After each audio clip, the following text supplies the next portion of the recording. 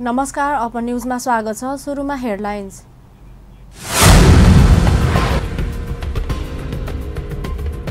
दुर्घटनामा परि एकजनाको मृत्यु।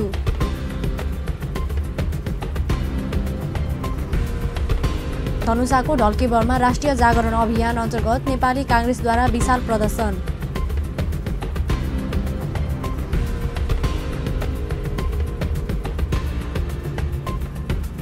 सरकारको कार्यकाल सम्बन्धी आफ्नो भनाइलाई अतिरञ्जित नगर्न नेकपा अध्यक्ष दाहालको आग्रह। प्रधानमन्त्री एकदिवसीय क्रिकेट प्रतियोगितामा प्रदेश 1 प्रदेश 2 द्वारा 161 रनले पराजित। र अफगानिस्तानको उत्तरी प्रान्त बागदाहमा तालिबान लडाकुले गरेको आक्रमणमा परि 9 प्रहरीको मृत्यु। अब समाचार विस्तारमा। धनुषाको सबैला नगरपालिका 5 मकनाहामा शनिबार ट्र्याक्टर दुर्घटना हुँदा चालकको ज्यान गएको छ। इलाका प्रहरी कार्यालय सबैलाका अनुसार दुर्घटनामा ट्र्याक्टर चालक सबैला नगरपालिका 10 मिटरपट्टि 20 वर्षीय रकेश यादवको ज्यान गएको छ। 1002 नम्बरको ट्र्याक्टर दुर्घटनामा भएको हो। मुस्लिम अगुवाहरूले दहेजमुक्त समाज निर्माणको लागि कतारमा समेत 21 सदस्य कार्य समिति गठन गरेको छ। समाजमा बढ्दो दहेज प्रथा तथा यसबाट उत्पन्न भइरहेको विभिन्न प्रसारलाई अन्त्य गर्ने प्रतिबद्धता जनाउँदै मिसन दहेजमुक्त समाजले कतारमा पनि मौलाना अयुब अली रजवीको अध्यक्षतामा 21 सदस्य कार्य समिति गठन भएको हो। कार्य समितिमा उपाध्यक्ष मौलाना खुर्सिद मुन्सरी र मौलाना निसार राइन, महासचिव करिम बक्स मिया, सचिव मौलाना मोख्तमिम रजीब, सहसचिव मौलाना आबिद हुसेन, कोषाध्यक्ष डाक्टर मोजिब राइन, सहकोषाध्यक्ष मोहम्मद मोबिनुल हक मिक्रानी लगायतका सल्लाहकार समिति चयन भएको छ। कार्यक्रममा समाजमा विकृतिको रूपमा विकसित हुँदै गएको दहेज जस्तो कुप्रथालाई रोक्न तथा शिक्षा र सचेतना कार्यक्रमहरू ल्याउने विभिन्न कुराहरूमा छलफल भएको थियो। त्यस्तै छोराछोरीलाई समान व्यवहारसँगै पढ्ने समान अवसर प्रदान गर्ने मात्र समाजबाट दहेज जस्तो कुप्रथा अन्त्य हुने सक्ने विचारहरू आएको दहेज मुक्त समाज धनुषाको अध्यक्ष साजिद हुसेनले बताउनुभयो। जनकपुरधाम उपमहानगरपालिका 8 स्थित सिया रघुवीर कुञ्जको सहयोगमा प्रतीक्षालयको उद्घाटन भएको छ। विभिन्न ठाउँबाट आउने सेवाग्राहीहरूको सुविधालाई मध्यनजर गर्दै प्रहरी चौकी बालुवाको प्राङ्गणमा 3,51 लाख खर्च गरी निर्माण गरिएको प्रतीक्षालयको उद्घाटन भएको हो। सिया रघुवीर कुञ्जका महन्त रामनारायण दासका उत्तराधिकारी बाबा किशोरीको सहयोगमा निर्माण भएको उक्त प्रतीक्षालय धनुषाको प्रहरी परीक्षक शेखर खनालबाट उद्घाटन गरिएको छ।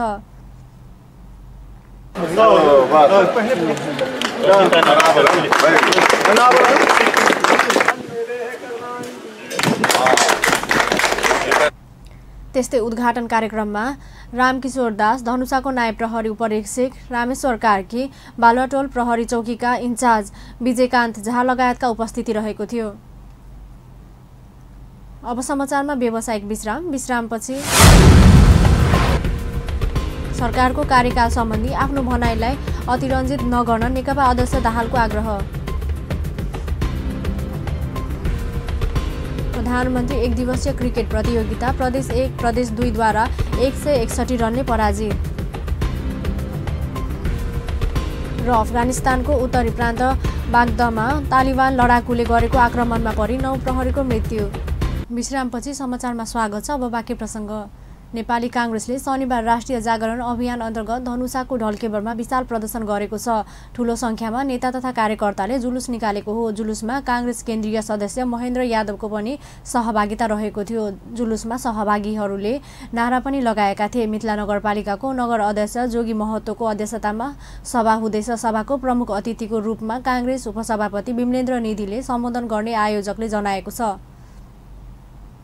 नेपाल कम्युनिस्ट पार्टीका अध्यक्ष पुष्पकमल दाहालले सरकारको कार्यकाल सम्बन्धी आफ्नो भनाइलाई अतिरञ्जित नगर्न आग्रह गर्नुभएको छ। शनिबार बिहान विराटनगर विमानस्थलमा सञ्चारकर्मीसँग संक्षिप्त प्रतिक्रिया दिँदै अध्यक्ष दाहालले सरकार गठनकै समयमा भएको सहमतिलाई लिएर अतिरञ्जित गर्नु आवश्यक नभएको बताउनु भएको हो। उहाँले आलोपालो सरकार चलाउने विषय पुरानै विषय भएको र यसअघि कैयौं पटक सञ्चार माध्यममा आइसकेकोले अनावश्यक प्रचारबाजीलाई नजान अनुरोध गर्नुभयो। समुदायलाई पनि यो विषयलाई अनावश्यक रूपले प्रचारबाजीमा नलैजान र यसबाट अनावश्यक पोलराइजेसन पनि नगर्न म अनुरोध गर्न चाहन्छु। किनकि मैले जे बोलेँ त्यो कुरा जस्तो प्रधानमन्त्रीजीले हिजो भन्नुभयो नि पहिल्यै बाहिर आइसकेकै कुरा हो, नयाँ कुरा बोलेको होइन। तपाईँ कयौँ किताबमा छापिया छ, पत्रिकामा आइसकेका कुराहरू छ, हाम्रो बिचमा के समझदारी थियो भन्ने कुरा। त्यहाँ त्यो नौलो कुरा मैले भने पनि होइन र यो पहिलो पटक भने पनि होइन। त्यहाँ यसलाई अतिरञ्जित ढङ्गले लैजान जरुरी छैन। अध्यक्ष दाहालले भारतीय विदेश मन्त्री जो भए पनि त्यसले नेपालमा तात्विक अवसर नपार्ने दाबी गर्नुभयो। विदेश सचिव भएको समयमा नेपालप्रति अनुदार देखिएका एस जयशंकर हालै भारतीय विदेश मन्त्री बनेको सन्दर्भमा नेपालमा पर्ने प्रभावका बारेमा सञ्चारकर्मीले राखेको जिज्ञासामा अध्यक्ष दाहालले यस्तो प्रतिक्रिया दिनुभएको हो। नाकाबन्दी, संविधान निर्माण लगायत प्रक्रियामा भारतले शिक्षा लिइसकेको र त्यस किसिमको घटना नदोहोरियोस् भनेर आफूहरूले पनि सतर्कता अपनाएकोले भारतीय विदेश मन्त्री जयशंकर नै भए पनि नेपालमा त्यसको तात्विक असर नपर्ने तर्क उहाँको थियो। परिघटनाबाट नाकाबन्दी, संविधान निर्माण प्रक्रियामा जे जस्ता कुराहरू भए मलाई लाग्छ त्यसबाट भारतले पनि शिक्षा लिइसकेको स्थिति छ। प्रधानमन्त्री मोदीले पनि र भारत सरकारले पनि र अब नेपालले पनि त्यस खालको स्थिति फेरि नदोहोरियोस् भन्नको निम्ति पुरै सतर्कता अपनाएको स्थिति छ। त्यसकारण अब विदेश मन्त्री भारतको को हुन्छ भन्ने कुराले अब चाहिँ तात्विक अन्तर चाहिँ हाम्रो सम्बन्धमा पर्दैन। संविधान निर्माण र नाकाबन्दीमा महत्त्वपूर्ण भूमिका निर्वाह गरेका एस जयशंकर विदेश मन्त्री भए लगतै त्यसले नेपालमा पार्ने प्रभावबारे टिप्पणी हुन थालेका छन्। राजधानी काठमाडौँको असनचोकमा रहेको पुरातात्विक र ऐतिहासिक महत्त्वको घडिहर बचाउन हस्तान्तरण सङ्कलन अभियान चलाइरहेको छ। गुठी संस्थानले पुरातात्विक र ऐतिहासिक महत्त्वको असनकोठी अर्थात् घडिहर भत्काई अत्याधुनिक व्यावसायिक भवन निर्माणका लागि सरकारी संस्थालाई दिने सम्झौता गरेपछि स्थानीय त्यसको विरोधमा उत्रिएका छन्।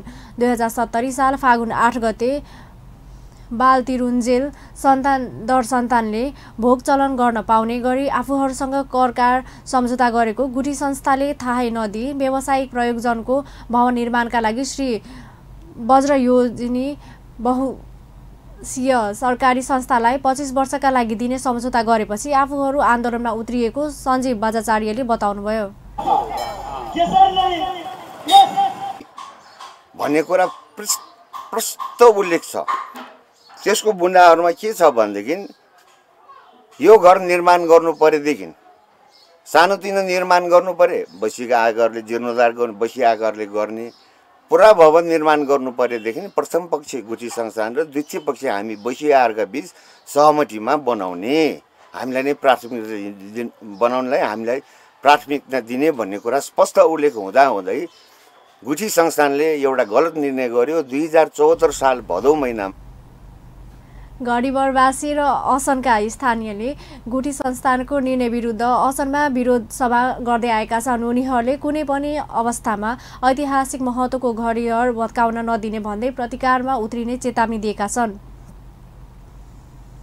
खानेपानी मन्त्री बिना मगरले भक्तपुरको सूर्यविनायक नगरपालिका वडा नम्बर 8 स्थित सिपाडोलमा 3 लाख लिटर क्षमताको पानी ट्याङ्कीको आज शनिबार शिलान्यास गर्नुभएको छ।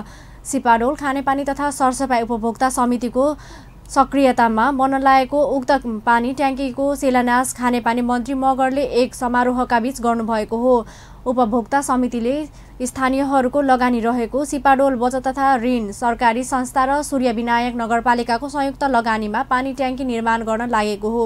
खानेपानी आयोजनामा सरकारीको लगानी रहेकोले यो नै अबको नयाँ मोडालिटी हुने समितिको भनाइ छ। उक्त ट्याङ्कीको कुल लागत 65 लाख रहने समितिले जनाएको छ। पानी ट्याङ्कीको निर्माण सम्पन्न भइसकेपछि करिब 15,000 जनसङ्ख्या खानेपानीबाट लाभान्वित हुनेछन्। शिलान्यास कार्यक्रममा सम्बोधन गर्दै मन्त्री मगरले 100% जनसङ्ख्यालाई आधारभूत स्तरको खानेपानी सेवा पुर्याउन सरकार योजना बनाएर अघि बढिरहेको बताउनुभयो। अब समाचारमा पूर्ण व्यावसायिक विश्रामपछि प्रधानमन्त्री एक दिवसीय क्रिकेट प्रतियोगितामा प्रदेश 1 प्रदेश 2 द्वारा 161 रनले पराजित। र अफगानिस्तानको उत्तरी प्रान्त बागदादमा तालिबान लडाकुले गरेको आक्रमणमा परि 9 प्रहरीको मृत्यु। विश्रामपछि समाचारमा पुनः स्वागत छ। अब बाँकी प्रसङ्ग। सप्तरीको बोदेबरसाइन 3 गौरामा शनिबार आगलागी हुँदा 5 घर जलेर नष्ट भएको छ। आगलागीबाट 7 लाख बढीको क्षति भएको अनुमान गरिएको छ। स्थानीय राशिचन्द्र यादवको घरमा विद्युत सर्ट भएर आगो फैलिएको थियो। यादवको घर सहित छिमेकीहरू जयनारायण यादव, काशीचन्द्र यादव, ध्रुवकुमार यादव र जागेश्वर यादवको घर आगलागीका कारण जलेर नष्ट भएको छ। आगलागीमा अन्नपात, लत्ता कपडा, भाँडा बर्तन लगायतका सरसामान पूर्ण रूपमा जलेर नष्ट भएको पीडितहरूले बताएका छन्। आगलागीबाट कुनै मानवीय क्षति भने भएको छैन। अब खेल समाचार।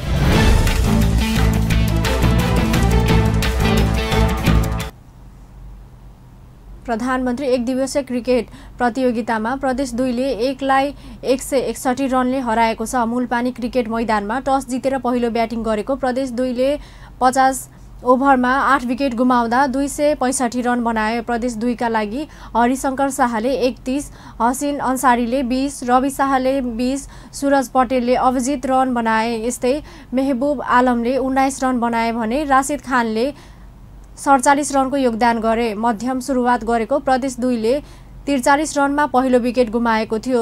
सुरजले अभिजित 78 रन बनाए। बलिङमा सुरज बस्नेतले 2 विकेट लिए। जवाफमा प्रदेश 1 मात्र 28 ओभर 5 बलमा 104 रनमा अल आउट भयो। 4 रनमा पहिलो विकेट गुमाएको प्रदेश 1 का लागि सनी पुनले 29 तथा मिनज थापाले 36 रन बनाए। प्रदेश 1 को पारीलाई ध्वस्त बनाउन कुमार थापा 7 विकेट लिए। उनले 8 ओभरमा 2 मेडेन सहित 22 रन खर्चिए। अब अन्तर्राष्ट्रिय समाचार।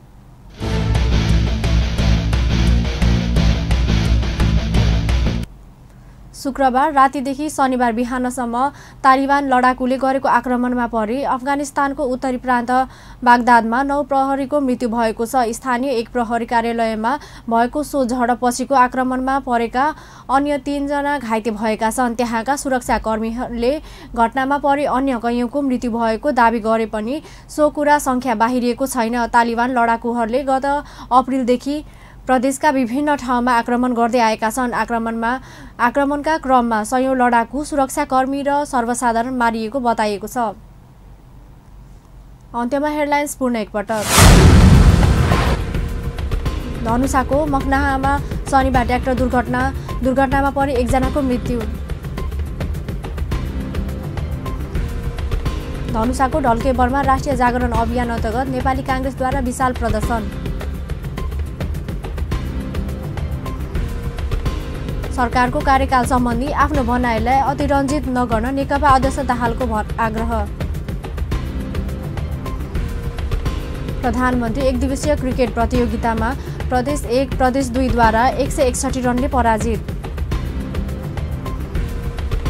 र अफगानिस्तानको उत्तरी प्रान्त बागदादमा तालिबान लडाकुले गरेको आक्रमणमा परि 9 प्रहरीको मृत्यु। हस्त अपन न्युज अहिलेलाई यति नै। पल पल खबर तेज नजर हेर्दै रहनुहोला अपन टेलिभिजन। नमस्कार।